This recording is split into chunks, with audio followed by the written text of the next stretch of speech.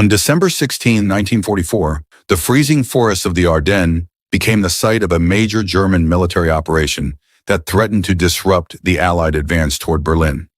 General George S. Patton observed with concern as several frontline units experienced significant pressure from the attacking German forces. How would this commander make use of a segregated battalion of black tankers to maintain order in the rear areas? What difficult decision lay behind his most carefully reviewed command?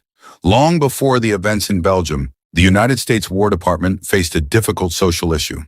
The military of 1942 remained segregated, based on assumptions that were later reconsidered regarding the roles African-American soldiers could perform in armored warfare. These institutional views created significant challenges for military planners who were simultaneously trying to mobilize millions of citizens. The debate over segregation versus integration was not limited to civilian society. It extended into every branch of the armed services, affecting recruitment, training, and assignment policies. To demonstrate their abilities, the newly formed 761st Tank Battalion underwent an extended training program at Camp Claiborne, Louisiana. For nearly 2 years, while some units were deployed to Europe after shorter preparation periods, these black tankers trained in challenging southern conditions, learning the complex systems of the M4 Sherman medium tank. The training environment was intentionally rigorous, with long hours and demanding technical requirements. Each crew member had to master not only their specific role, driver, gunner, loader, bow gunner, or tank commander, but also the basic functions of every other position in the 5-man crew.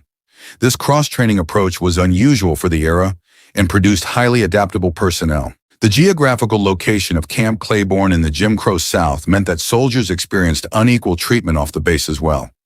Travel to nearby towns was restricted, and local businesses often refused service to black personnel. Despite these external pressures, the battalion maintained a strong internal culture focused on professional excellence.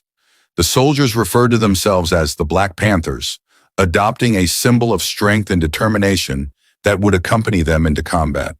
Morale remained high among most members, fueled by a shared understanding that their performance would be judged more harshly than that of white units. The battalion's training curriculum included gunnery practice at tank ranges, night navigation exercises, and coordinated maneuvers with infantry units. Maintenance crews worked tirelessly to keep the aging Sherman tanks operational, often fabricating replacement parts from scrap materials when official supplies were delayed. The conditions at Camp Claiborne were far from ideal. The Louisiana mud was notorious for clogging tank tracks, and the summer heat made the inside of armored vehicles extremely uncomfortable. Nevertheless, training continued without major interruption. Commanders noted steady improvement in gunnery scores and tactical response times. This extended training period took place within the context of Jim Crow policies in the southern United States, which created social friction. On January 10, 1942, a serious disturbance occurred in nearby Alexandria between military police and black soldiers. Following this incident, several members of the 761st were involved in a confrontation using military vehicles, which was resolved through negotiation by their commanding officer, Lieutenant Colonel Paul Bates. Bates was known among the troops as a fair and even-tempered leader who advocated for his men when he believed they had been treated unjustly. His intervention in the Alexandria incident likely prevented further escalation. Internal disagreements regarding segregation affected the unit's experience. On July 6, 1944, First Lieutenant Jack Roosevelt Jackie Robinson, an officer with the battalion, was involved in an incident on a segregated military bus at Camp Hood, Texas. Robinson had been instructed by a bus driver to move to the rear of the vehicle, a directive that conflicted with Army regulations regarding officer seating. His subsequent legal proceedings prevented his overseas deployment, and he was later transferred to another post. The case became widely known and was discussed in African-American newspapers across the country. Robinson would later gain international fame as a professional baseball player, but his military service was cut short by this incident. Despite these obstacles, the training of the 761st produced notable results. General Ben Lear, commander of the Second Army, conducted a formal evaluation of the battalion. The assessment included written examinations, practical gunnery tests, simulated combat scenarios, and maintenance inspections. After reviewing all data, General Lear rated the unit as superior to most white armored battalions he had observed. This evaluation carried significant weight within the War Department, as Lear was known for his strict standards and unwillingness to offer praise without evidence. The report made its way up the chain of command, eventually reaching the office of the Army Chief of Staff. On October 10, 1944, the transport ship Esperance Bay arrived at Omaha Beach, carrying 6 white officers, 30 black officers, and 676 enlisted men of the 761st. They arrived in Normandy aware of the significance of their combat role. The beach had been transformed since the June landings into a highly organized logistical hub with supply depots, vehicle parks, and tent cities stretching inland for miles. The soldiers of the 761st disembarked and marched to an assembly area where they received final equipment inspections and mission briefings. For many, this was their first time seeing the European continent. As the battalion prepared for combat, General George S. Patton spoke to the assembled troops. Standing on an M8 armored car, he delivered remarks that were later recorded. Patton stated that he was focused on combat performance and expected the soldiers to engage the enemy effectively. He told the men that he had no interest in their background or skin color, only in their willingness to fight. The speech was received with a mix of enthusiasm and skepticism, as many in the battalion had heard similar promises before. Nonetheless, Patton's reputation as a successful combat commander gave his words a certain weight. Patton's private writings, preserved in the National Archives, reveal a more complex perspective. In his diary, Patton recorded views that reflected the racial assumptions of his era, including doubts about the suitability of black soldiers for rapid armored operations. This contrast between public statements and private writings illustrates the contradictions present in military leadership at the time. Some historians have argued that Patton was primarily concerned with combat effectiveness and was willing to set aside personal biases when military necessity demanded it. Others note that his private writings show no evidence of changing his underlying beliefs, only his public behavior. The battalion's first combat assignment came on November 8, 1944, when the 761st was attached to the 26th Infantry Division. Advancing through flooded river valleys near Moyenvic, France, the unit encountered artillery fire from German forces, creating difficult combat conditions. The terrain was particularly challenging, with the autumn rains having turned many roads into quagmires. Tank crews had to navigate carefully to avoid becoming stuck, while also maintaining tactical awareness of enemy positions. The 26th Infantry Division, which had seen heavy fighting in recent weeks, welcomed the additional armored support. During the advance near Ericourt, a civilian cattle herd obstructed a key crossroads, causing a temporary delay in the movement of military vehicles. As the column paused under rainy conditions, German artillery observers noted the target, creating a difficult situation before the unit could reposition. The cattle belonged to a local farmer who had been unable to move them due to the ongoing combat. The incident highlighted the complex relationship between military operations and civilian life in war-torn regions. After several minutes, the herd was guided off the road and the column resumed movement. An unusual incident occurred early in the battalion's deployment. 5 tankers of Company A were found inside their Sherman tank, which appeared intact, with no visible external explanation for their condition. Military investigators were called to examine the scene, but their final report offered no definitive conclusion. The incident was attributed by some to carbon monoxide accumulation within the vehicle, a known hazard of operating armored vehicles with hatches closed for extended periods. Shortly thereafter, the acting battalion commander, Major Charles Wingo, was evacuated for what was described as battle fatigue, leaving a temporary gap in leadership. Wingo's departure created resentment among some enlisted personnel. In his personal writings, Private Leonard Smith recorded his frustration, noting what he perceived as inconsistent standards regarding leadership under combat conditions. Smith wrote that some officers seemed to hold enlisted men to higher standards of courage than they demonstrated themselves. This situation challenged the battalion's morale during their early operations. Commanders at higher headquarters became aware of the discontent and took steps to address it by bringing in new leadership. To stabilize the command structure, Colonel Hollis E. Hunt was assigned from the 17th Armored Group.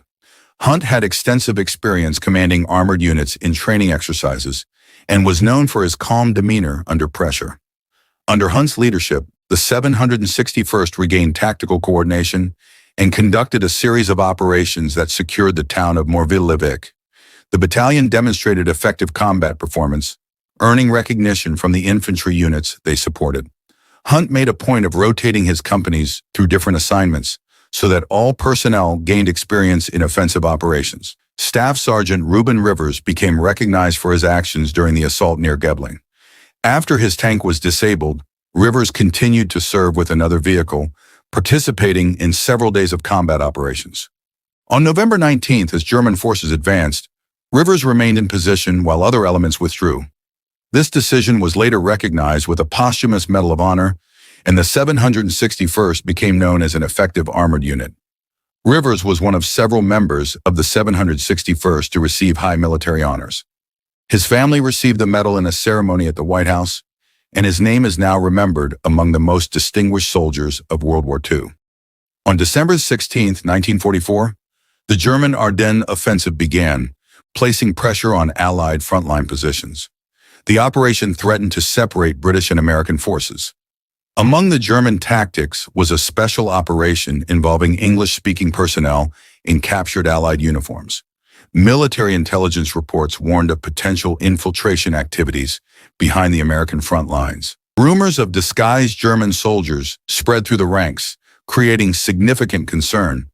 General Patton recognized that maintaining order in rear areas was as important as frontline defense. The success of his planned counteroffensive depended on secure supply lines and predictable troop movements. This German operation was designated Operation Greif, led by SS Colonel Otto Skorzeny. Skorzeny had previously gained attention for his role in the rescue of Benito Mussolini from a mountain hotel in Italy. For the Ardennes operation, he was tasked with forming a special unit of English-speaking German soldiers. These personnel wore captured American uniforms and used captured vehicles while operating behind Allied lines. Their activities included cutting communication lines, changing road signs, and establishing fake checkpoints. Because these personnel spoke English and carried standard identification, normal security procedures proved insufficient. The security of Allied supply routes was considered vulnerable, requiring additional countermeasures. As the German offensive progressed, General Patton met with senior commanders, including General Eisenhower and General Omar Bradley, to discuss defensive options. The meeting took place at Eisenhower's headquarters in a French schoolhouse that had been converted for military use. Large maps covered the walls, showing the rapidly changing situation. When asked how quickly the Third Army could redirect its forces toward Bastogne, Patton stated that a counteroffensive could be initiated within 48 hours. This maneuver required secure supply routes through Belgium. Any disruption of supply columns by German personnel would risk delaying the relief effort. The situation was made more complex by the presence of many Allied soldiers who had become separated from their units. These personnel, sometimes referred to as stragglers, were moving through rear areas and using the same roads needed for reinforcements and supplies. This movement created logistical difficulties. The causes of the straggler problem were multiple. Some soldiers had been overrun by the initial German attack, others had become lost in the forested terrain, and a significant number had simply retreated when their units came under heavy pressure. Whatever the cause, their presence on the roads impeded military traffic. Patton faced a dual challenge, preventing German infiltration while also managing the movement of Allied personnel to maintain defensive stability. He considered several possible solutions, including establishing additional military police units at key intersections. However, the military police available in the Third Army's rear area were insufficient to cover all the necessary roads. Patton needed personnel who could serve as both security screeners and traffic managers. His staff began reviewing available units that had not yet been committed to frontline combat. To address this security situation, Patton implemented a strategy based on the racial composition of German military forces. Since German units did not include African American personnel, Patton directed segregated units, including elements of the 761st Tank Battalion and Black military police companies, to secure key rear area installations and road junctions. This deployment was authorized through Third Army headquarters and placed Black soldiers in positions of authority over important supply routes during the Ardennes campaign. The logic was straightforward. Any white person attempting to pass through a checkpoint could be questioned thoroughly, while the all-Black composition of the Guard units provided an additional layer of security verification. Patton's instructions to these checkpoint units were focused on security screening. According to later accounts from personnel such as Staff Sergeant Floyd D. Jr., the directive was to establish checkpoints and question any individuals who could not provide proper identification. Because no German personnel were black, this approach created an effective security measure against German infiltration, as no white German operative could easily pass as a black soldier. The 761st soldiers understood the logic behind the order and generally supported it, though some noted the irony of being trusted to guard supply lines while still facing discrimination in other contexts. This order created a notable dynamic in the rear areas. White soldiers who had become separated from their units found themselves required to provide identification to black personnel who had been given security authority. This situation served as an effective means of managing straggler movement. Personnel attempting to move away from the front were required to pass through checkpoints staffed by armed black soldiers. For many white soldiers, this was an unfamiliar experience, as military police in the United States had almost always been white.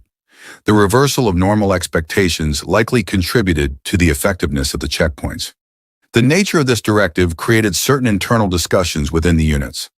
Floyd Day Jr. later recalled an anecdote about a fair-skinned black soldier nicknamed Honky, who expressed concern that his complexion might cause confusion during night operations. Honky reportedly told his comrades that he was worried about being mistaken for a white German infiltrator in low-light conditions. The situation was resolved when his fellow soldiers agreed to rely on voice recognition and unit-specific knowledge rather than visual appearance alone. This story illustrates the practical challenges of the security measures implemented during the height of the crisis. The checkpoint system operated in coordination with military police collecting points. In Neufchâteau, the 28th Military Police Platoon established a facility to process personnel who had been stopped by security checkpoints.